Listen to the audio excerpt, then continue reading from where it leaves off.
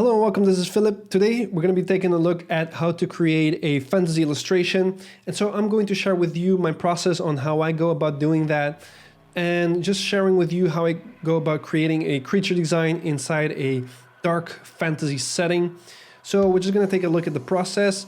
We're going to be taking a look at some layers inside the Photoshop files, and I'll unveil the deepest digital painting secrets that they don't want you to know. So let's go ahead and take a look. Alright, so for the beginning of my process, I just start sketching the idea. And for me, for this time, I already know what the idea was. I had already a clear direction where I wanted to go. So my idea was like basically a mutated lizard kind of creature, like half mutated, half demon-like creature that lives in a very hellish, uninviting alien kind of world. And so that was kind of my direction to go with.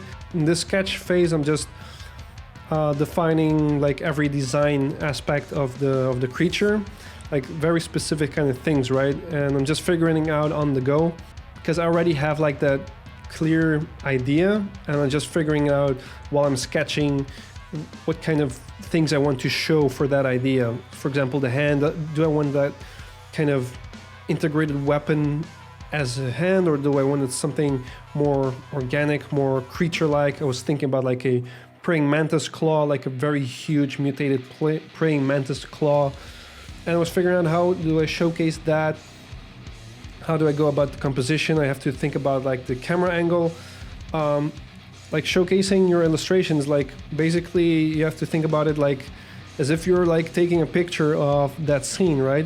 And of course, I keep the pose and everything pretty rough, and everything that I see that is kind of wrong or doesn't quite work.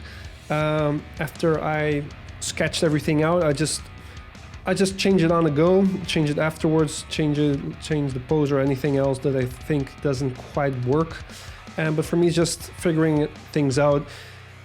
Pretty similar to what you would do in a thumbnail phase, but right now I'm just changing things on the go. And just in one take. So here I'm just defining some lines to give that more definition to some details. Now you can see me really change up things like the mantis claw. I felt like it was too much off screen, and I felt it was pretty cool, a cool element of the design to really showcase that. Now I kept some part of his body outside of the scene that makes the creature feels more bigger. It feels bigger, like when some parts are off screen. Now I'm just fixing anatomy things, like the proportions, things that I feel like didn't really quite feel right to me. Just trying to fix it right now. So at this stage is where I defined all my design elements. I'm happy with the pose, I'm happy with the design. I defined everything that I wanted to showcase for the idea of this creature. And when you're happy with the line work, then I go to the next step, which is adding like a local color, like a solid color underneath. I do that to create a silhouette, and then I go ahead and create like a very, very basic like idea for the background, right?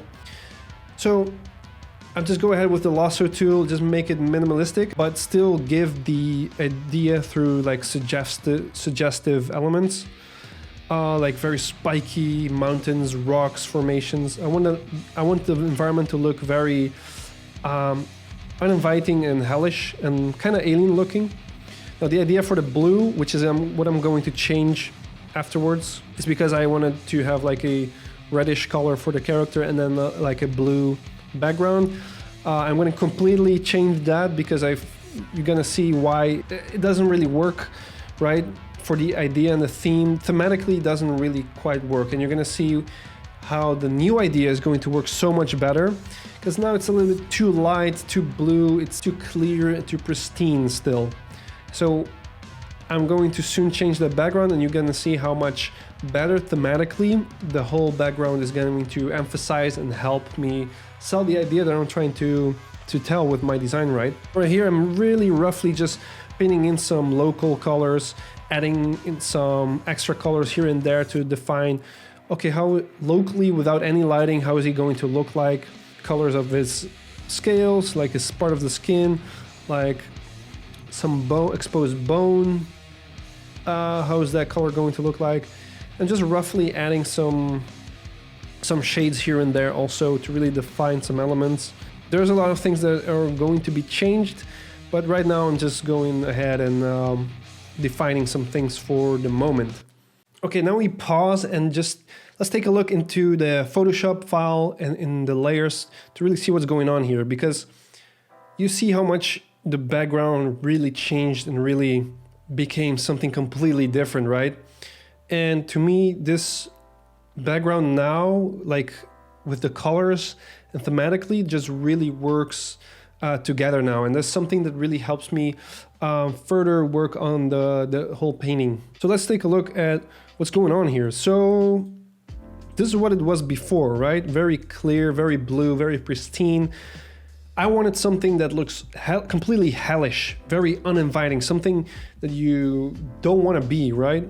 Kind of alien looking in a way that like the rock formations are formed is kind of out of this world, right? It's a place where this kind of creature is going to live in.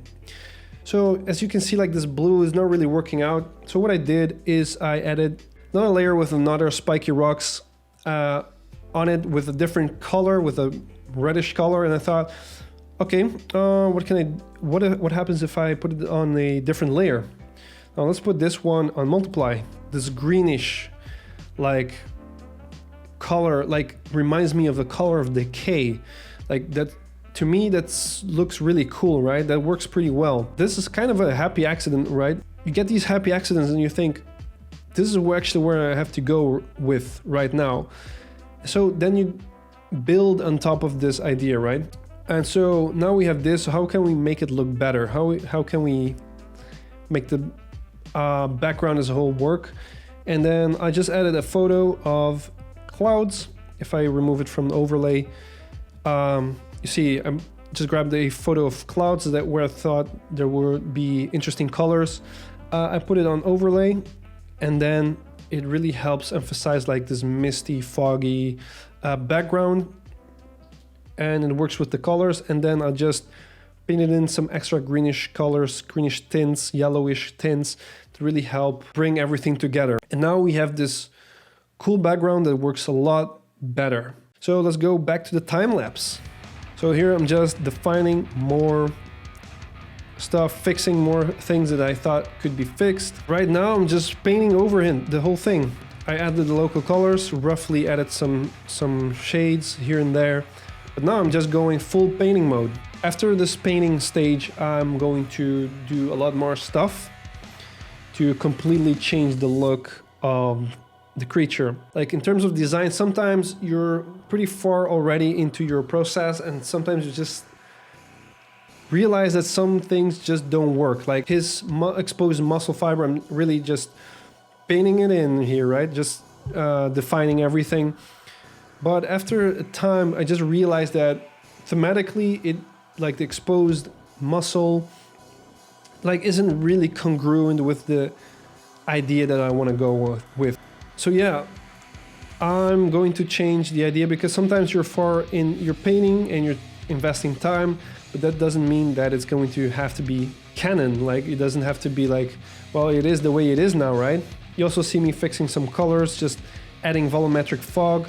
Like fog really helps push some elements back into the background. If some elements that are farther back can be pushed a little bit with fog, that can really bring out like more depth into your painting and character.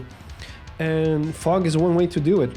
And I really like to add fog to things that are like going into the background or that are closer to the background, because that can really help the eye navigate the eye of the viewer. So right now I'm just defining the muscles, the skin, just painting it in. And then after, I'm going to show you how much better of a decision it was to change the design, because you have some idea and you go with it and you paint it in, and then you just have to make a choice to change it completely.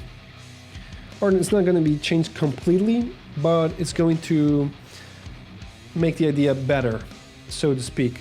So this whole character is backlit. That's my favorite way of adding, like, that's my favorite light source when painting digital paintings and illustrations is to backlit the character. That's my favorite way.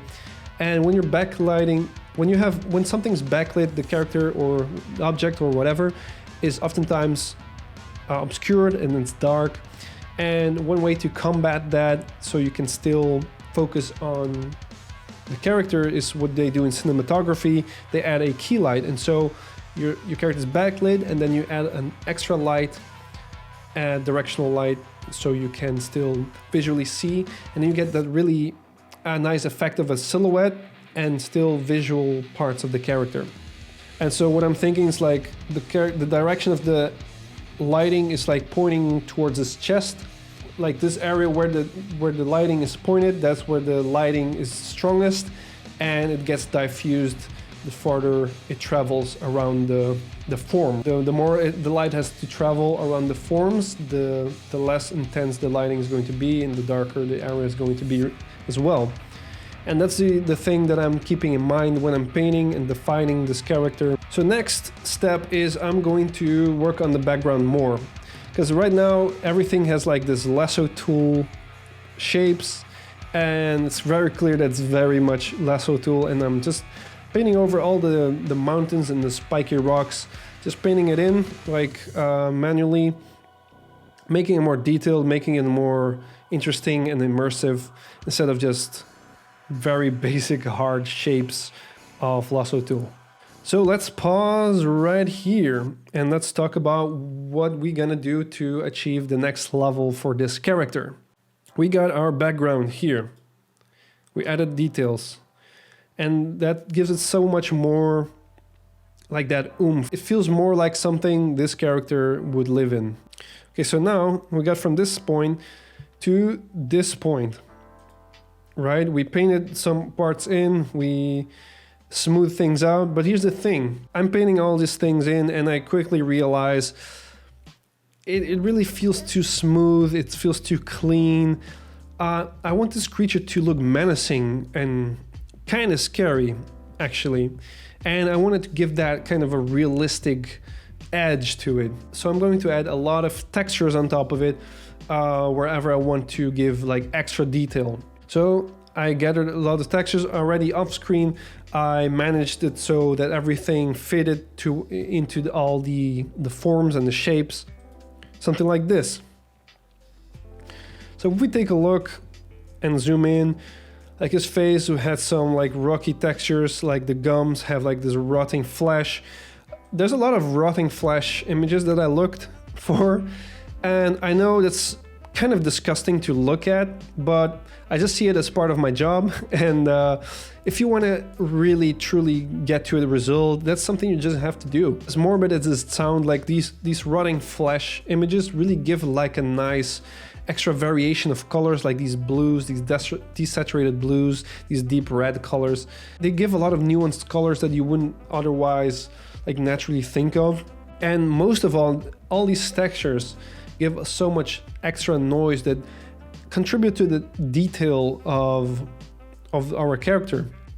So here we have like a lot of fleshy textures. You can see like the stock trademark thing that we're gonna remove it. And now I give his neck more of a rotting, mutated flesh kind of look, which I think helps the design so much more, because I felt like the exposed flesh, the exposed muscle fiber was a little bit too much, was kind of unnecessary actually, and didn't really help, was incongruent.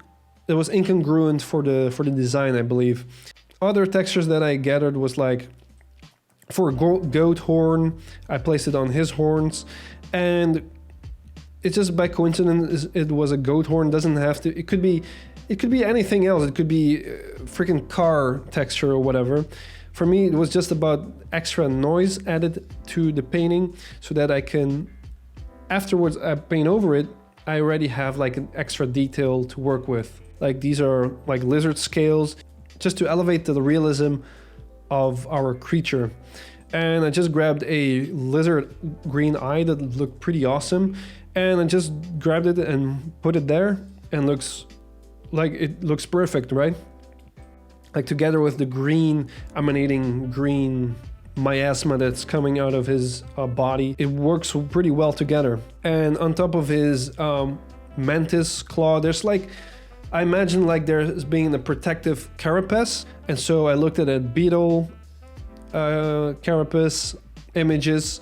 Now it's kind of blurry, and you would think you wanted to have like HD images, and for me it's really not about having like really crisp images. I'm going to paint over it anyway, and all of these textures are going to be completely gone at the end of it. So for me it's not about having a super crystal clear image. For me it's just about the extra noise, some extra colors perhaps, and that's what I'm going to work with. So yeah, let's take a look. So right here I'm just defining all the shapes and lighting for the textures that I put in, and then just painting over it with a brush, manually painting over it. I already have the textures, now just me painting over everything, defining some edges, defining some shapes and forms, and just keeping the lighting in mind. And just make sure that like a lot of the textures and the used are gone at the end, or not as clear that they're textures, but making it so that it looks really painterly at the end. And so I'm just painting over everything, and also removing the trademark, stock trademark, and just defining until like that textury, photo-y look is gone. So one good cool trick to ease things up a little bit too is just copy paste what you already have. What you saw me doing is like I copy pasted parts of the textures that I already had in other parts that I didn't have textures, and you're gonna see me copy paste again, and that really helps make things easier for yourself. Copy pasting is one of those things that really help speed up your, really help your efficiency in your workflow. See, I just copy pasted again, like the shoulder, and because the shoulder is pretty obscured anyway, it doesn't, you don't even notice it that it is copy pasted. Also adding some colors of the background in just to make everything more inclusive, like bring everything together, like the background and the character together. So what you see me doing here, I just selected parts of his face and used that as the spikes for his tail, and just added some parts of the tail, just painted over it to make it look different, and then just copy pasted of the whole tail. And then after I have like this cool pattern, I add like the color of the background and a little bit more of the fog to push that tail into the distance, and then that's going to create more depth. I add also a lot of light wrapping like around the edges where the light behind him is very strong, and so the lighting is kind of wrapping around the character that makes the character feel like it's really integrated into the background even more. Something that I talked about it a lot, like integrating your character within the background creates a lot of depth. So here I'm defining his arm, his tentacles, copy pasting existing textures again just to make my life easier. Now I'm going to define his mantis claw. And you'll see that I'm just using the blurry image anyway, and as I'm painting it in, I just add the detail and the sharpness myself. Like one way to really create sharp detail, it's like by adding really ambient occlusion in areas where the lighting doesn't reach, like really dark, in very limited small amounts, and then at the edges very like add highlights to the edges. Contrast that with the ambient occlusion underneath. That's how you get like these really like defined edges. Copy pasting everything is copy pasted just to save me some extra work. Like existing, like these teeth, just copy pasting everything, and then I just slightly paint over it just to make them feel different, instead of painting everything over again. So let's go take a look at the Photoshop file, right? So first we have something like this, and now we have something like this. Now, there are some more ways we can go about adding extra stuff to make it look better. Here I added some extra darkness somewhere, darker areas. So now we can boost also the background a little bit more.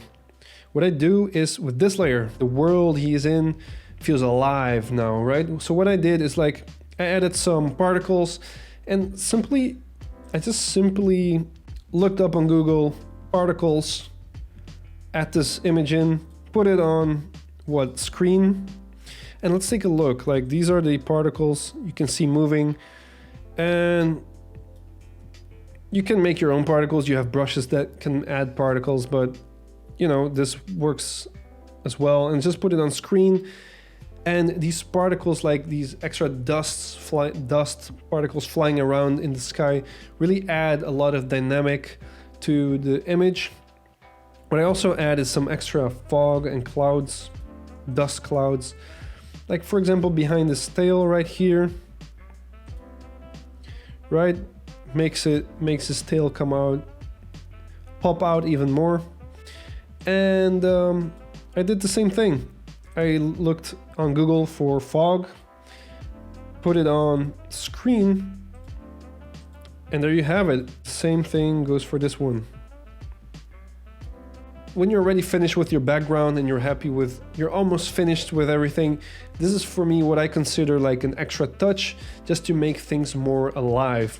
We feel like we're kind of ready, finished, like we painted over all the textures and now we added a lot of detail and it feels kind of finished, right? But now we can do more stuff. What I did is I painted over his lower jaw off screen. I felt like I could go farther with it. Like right now it felt like bone, like a bone texture still. I just want to go further with it. Always try to ask yourself, how can I push this further? How can I go further? How can I add something that better sells the idea that I'm trying to convey to the viewer, right? How can I push it a little bit further? Is there sometimes that you can go too far with it and over design something? Yes, I believe so. But when you feel like it's not quite there yet and you feel like there's still some things that could add value to the design, I would always ask yourself, how can I do that? So let's take a look at other layers and to see what I did here as well.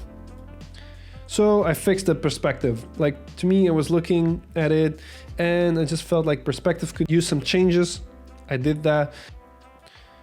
I added rim light. Without the rim light, it kind of looks pretty good on its own as well. I just felt there's coming so much light in the back. Like a rim light helps like I keep talking about bringing everything together, and there's a lot of things that you can do to bring everything more together. Like the volumetric fog to push things into depth, and then also the rim light, right? I feel like rim light really helps showcase that there's lighting there at the back, and it's also hitting them from a different angle.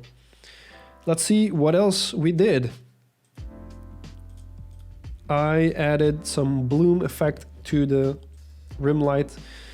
You cannot, it's very subtle, but if I change it, like you can see, boom, without, with. So let's see what the last thing is that we added to the image.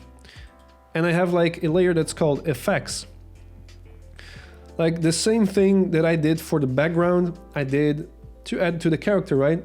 Like without it, it looks fine, but with, it just feels like, I don't know a better word, but it's dynamic. Things that are like an element of movement into your painting. Clearly inside his mouth is green, it's glowing. There's like a sort of a miasma going out, and I really want to emphasize that with some effects. And I added some fogs, some embers, and together when you combine them, you get this really nice magical effect. Like fog, like it was not naturally green, I made it green.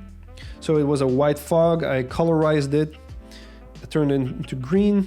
Then I add embers, made that green as well. And together, when you put those two layers together, it feels like it's like a miasma emitting from its mouth. And together it feels pretty good. The last thing I do is sharpen our character.